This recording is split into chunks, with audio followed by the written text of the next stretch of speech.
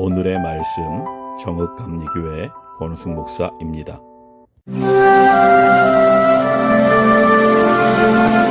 그러므로 우리가 믿음으로 의롭다 하심을 받았으니 우리 주 예수 그리스도로 말미암아 하나님과 화평을 누리자.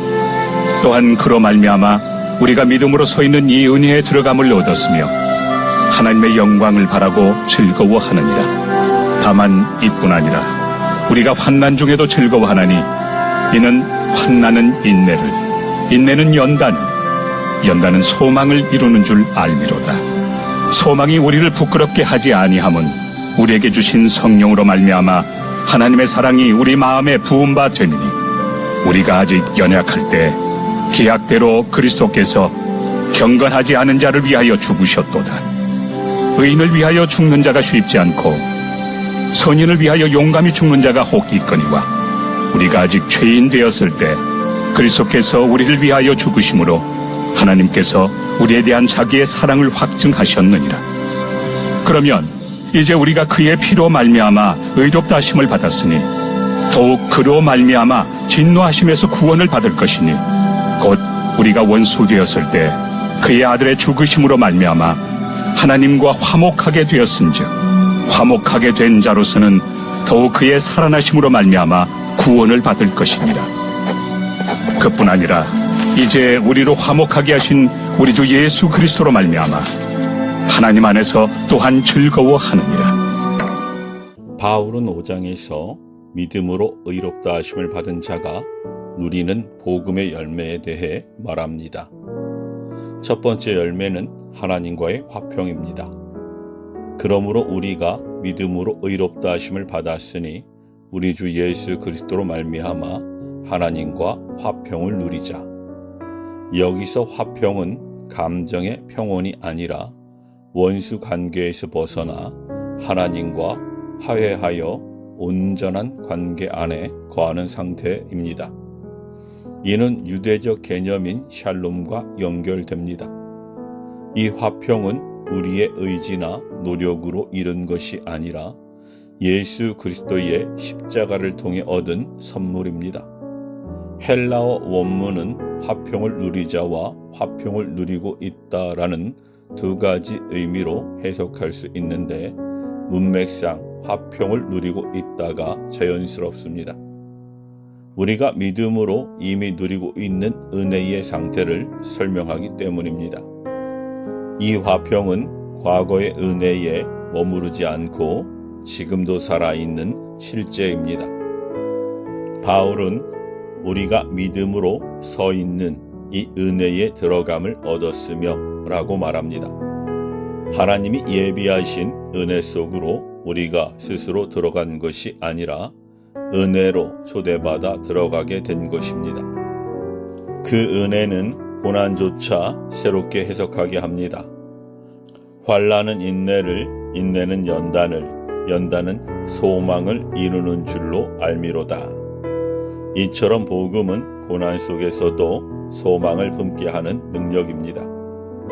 이 소망은 성령을 통해 확실하게 주어진 확신입니다. 소망이 우리를 부끄럽게 하지 아니함은 우리에게 주신 성령으로 말미암아 하나님의 사랑이 우리 마음에 부은 바 됨이니. 초대교부 크리소스 토무스는 사랑을 부르셨다는 표현에 주목합니다. 부르셨다는 완료 시제로 과거에 부어주신 사랑이 지금도 우리 안에 생생하게 살아있다는 뜻입니다. 성령님은 오늘 이 시간에도 우리 마음에 하나님의 사랑을 부어주십니다. 그러나 우리는 하나님의 사랑을 환경에서 찾을 때가 있습니다. 일이 잘 되면 하나님이 나를 사랑하신다고 생각하지만 일이 잘 안 되면 하나님이 나를 사랑하지 않는다고 생각합니다. 또 자기 감정이나 컨디션에 따라 하나님의 사랑을 확신하거나 의심하기도 합니다. 하지만 하나님의 사랑은 우리의 상태와 상관없이 십자가를 통해 확정된 사랑입니다. 바울은 그 사랑을 분명하게 강조합니다. 우리가 아직 연약할 때에 기약대로 그리스도께서 경건하지 않는 자를 위하여 죽으셨도다. 우리가 아무런 자격도 없고 하나님을 거역하며 살던 그때에 예수님이 우리를 위해 돌아가셨습니다. 의인을 위해 죽는 것도 쉽지 않고 선인을 위해 죽는 일도 거의 없는데 하나님의 사랑은 바로 이처럼 상상할 수 없는 방식으로 나타났습니다. 그리스도께서 아무런 자격도 없는 우리를 위해 죽으심으로 하나님의 사랑을 확증하셨습니다. 우리가 죄인 되었을 때에, 원수 되었을 때에 그리스도께서 우리를 위해 죽으셨습니다. 그리스도께서 죽으셨다는 것은 과거에 일어난 역사적 사건임을 말합니다. 그 과거의 사건은 지금도 하나님의 사랑이 변치 않음을 보여줍니다.